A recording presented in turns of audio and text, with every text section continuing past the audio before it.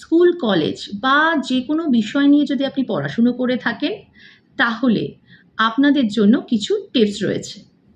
Number 1, যখন আপনি কোনো বিষয় পড়ছেন সেটাকে কনডেন্স ফর্মে নিয়ে আসুন। মানে পুরো বিষয়টাকে জিস্ট করুন, 3টে লাইনে নিয়ে আসুন বা কিছু হাইলাইট ওয়ার্ডে কনভার্ট করুন। তাহলে দেখবেন পরবর্তীকালে সেটা খুব তাড়াতাড়ি মনে থাকছে।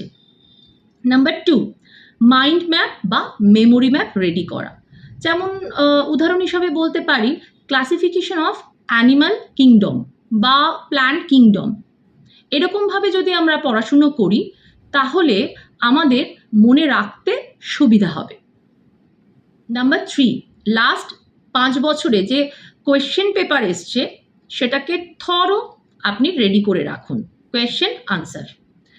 কেননা সিলেবাস চেঞ্জ হলেও দেখা যায় কিছু কিছু টপিক থাকে যেটা কন্টিনিউয়াসলি ঘুরিয়ে ফিরিয়ে হলেও কোয়েশ্চেন আপনার আসবেই সেখান থেকে, এবং একটা প্যাটার্ন থাকে, সেই প্যাটার্নটাকে আপনাকে বুঝতে হবে।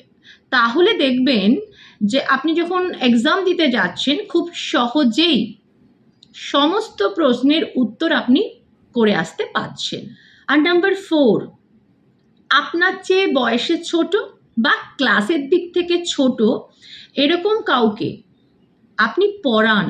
আর যদি কেউ বাড়িতে না থাকে তাহলে মাকে সামনে বসান এবং কোনো একটা টপিক বেছে নিয়ে সেই টপিকটা পড়াতে শুরু করুন।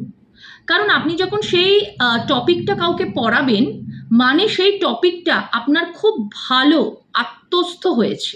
এবং খেয়াল করবেন যে যে টপিকটা আপনি অন্য কাউকে পড়াচ্ছেন তার জন্য যে এক্সট্রা স্টাডি আপনি করছেন সেটা আপনাকে অনেক দিন ওই বিষয়টা মনে রাখতে সাহায্য করবে। কি বুঝলেন? আমি পারমিতা দত্ত।